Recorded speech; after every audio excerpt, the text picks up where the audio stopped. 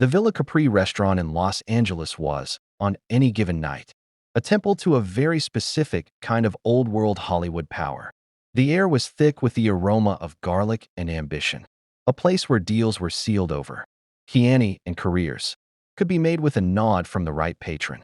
But on one particular evening in late 1962, the epicenter of that power was not a studio head or a director, but a single, round table tucked in the back. This was Frank Sinatra's table, and tonight, it was occupied by the inner sanctum of American cool itself. The Rat Pack, Frank Sinatra, Dean Martin, Sammy Davis Jr., and Peter Lawford were holding court, the electric afterglow of their Sands Hotel performances in Las Vegas still buzzing around them like a tangible force. They were the kings of their world, laughing, telling stories, existing in a bubble of mutual adoration and immense influence that few outside their circle could ever penetrate. The entire restaurant operated with a hushed reverence around them, a well-oiled machine designed to cater to their every whim, especially those of the man at the head of the table.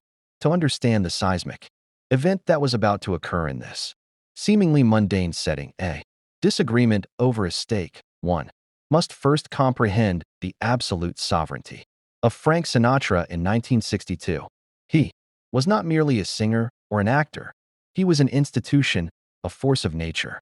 His voice scored the nation's emotions, his films packed theaters, and his influence reached into the highest echelons of politics, studio boardrooms, and, as persistent rumors whispered, the shadowy corridors of organized crime. Frank's will was law. His temper was not merely a character flaw.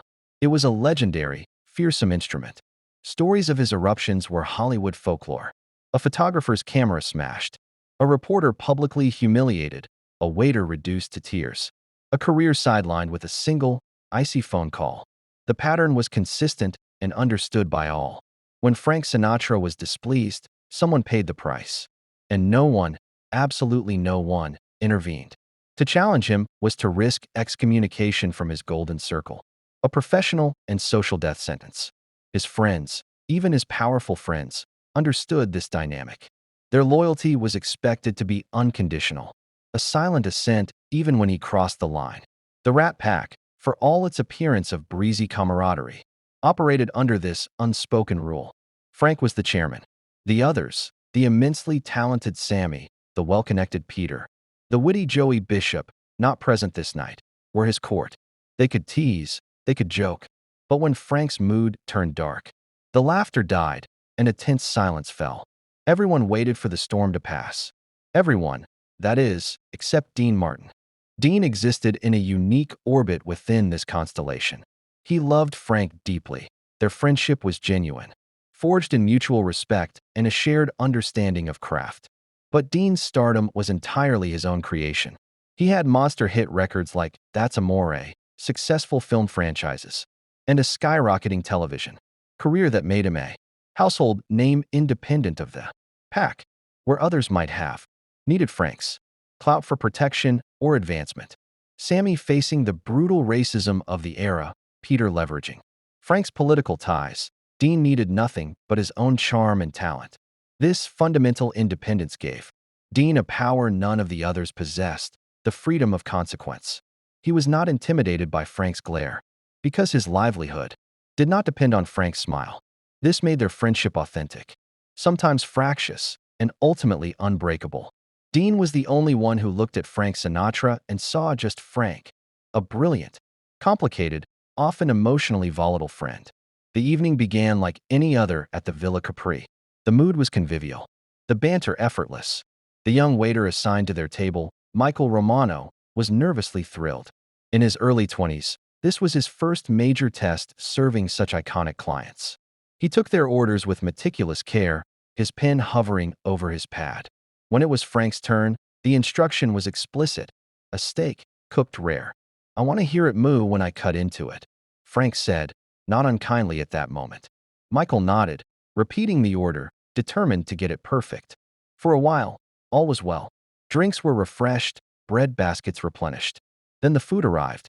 Dean savored his pasta, Sammy picked at his chicken, Peter discussed his fish. Frank picked up his steak knife, its silver edge catching the low light. He pressed it into the meat, and as the interior was revealed, his entire demeanor transformed. The easy smile vanished, replaced by a mask of cold displeasure. The temperature at the table seemed to drop 10 degrees. "What is this?" Frank's voice was low, a dangerous calm before the hurricane. Michael, who had been about to retreat, froze. "Is something wrong, Mr. Sinatra?" "Wrong." Frank's voice remained quiet, but now carried a razor's edge. "You brought me a medium steak. I ordered rare. Are you deaf or just stupid?" The cruel dichotomy hung in the air. Michael stammered, his face flushing crimson, words dissolving into a panicked apology. This only seemed to fuel Frank's anger. He threw his napkin onto his plate in a gesture of final contempt. "Get the manager. Now. I want you fired." The scene crystallized into a familiar, awful tableau. Michael's eyes glistened. His future, not just this job, but his reputation in this incestuous town, seeming to evaporate before him. Sammy and Peter studied their plates with sudden, intense interest. The rest of the restaurant had fallen into a watchful, uncomfortable silence. This was Frank being Frank, and the world's script dictated that you let the scene play out. You did not interfere. You weathered the storm and were grateful it wasn't aimed at you. But then a new voice entered the script. It was not loud. It was not angry. It was calm, matter-of-fact, and utterly dissonant in the emotional chaos. "Frank." Dean put down his fork. He leaned back in his chair. His body language relaxed, but his gaze fixed on his friend. "The kid made a mistake. Let it go." Frank turned, the surprise on his face evident. "An interruption was a violation of the natural order." "This doesn't concern you, Dean. I'm handling it." "You're not handling anything," Dean replied, his tone still even, devoid of malice but full of unwavering clarity. "You're bullying a kid over a steak." The words landed like bricks. Bullying. In the world of Frank Sinatra, where his actions were framed as justified passion or righteous anger, this was a forbidden term. "I ordered it rare," Frank insisted, the volume creeping up.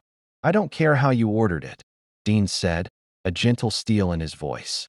"It's a piece of meat. You're acting like he killed your dog. Let him take it back, bring you a new one, or eat that one.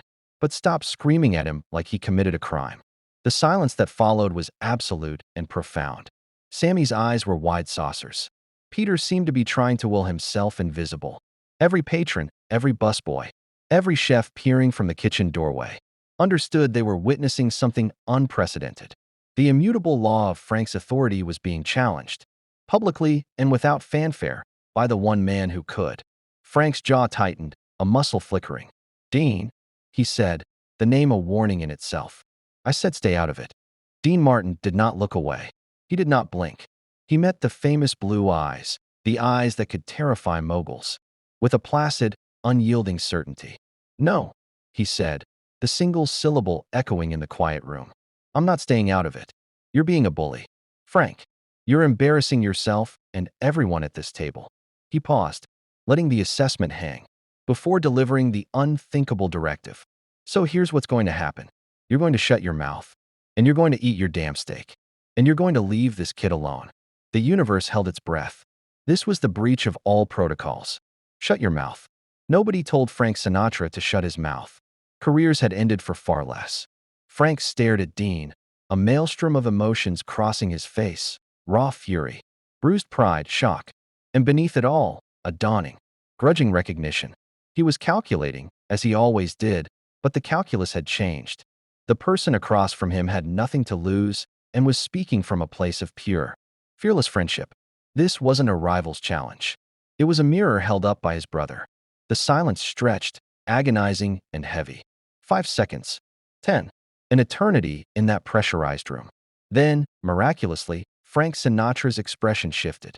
The storm clouds didn't fully part, but they rearranged into something else, a wry, acknowledging smirk. It was the look of a chess player who sees a master move from his opponent. A smile that conceded the board. "All right, Pally," Frank said, his voice suddenly quiet, almost tired. "You win this one." He picked up his fork and knife. "I'll eat the damn steak." The tension didn't shatter. It seeped away, replaced by a stunned, cautious relief. Dean simply nodded, as if they'd just decided on a bottle of wine, and returned to his pasta. He glanced up at the paralyzed waiter and offered a small, kind smile. a life raft tossed into choppy waters. The stake's fine, kid. Mr. Sinatra is just particular. You can go. Michael Romano, his legs weak with adrenaline, managed a nod and fled. The rest of the meal proceeded under a layer of thick, awkward silence, punctuated only by Sammy and Peter's strained attempts at normal conversation. Frank ate his medium steak without another word. Dean finished his meal in peace. The world had tilted on its axis, then righted itself. But everything was now different. Afterward, as the group prepared to leave, Frank motioned Dean aside, away from the others. The two men stood in the vestibule, the night air cool. You made me look like an idiot in there, Frank said, not looking at him, his voice low. You were being an idiot in there, Dean replied without hesitation. I just pointed it out. Frank chuckled then, a real, genuine laugh that broke the remaining ice.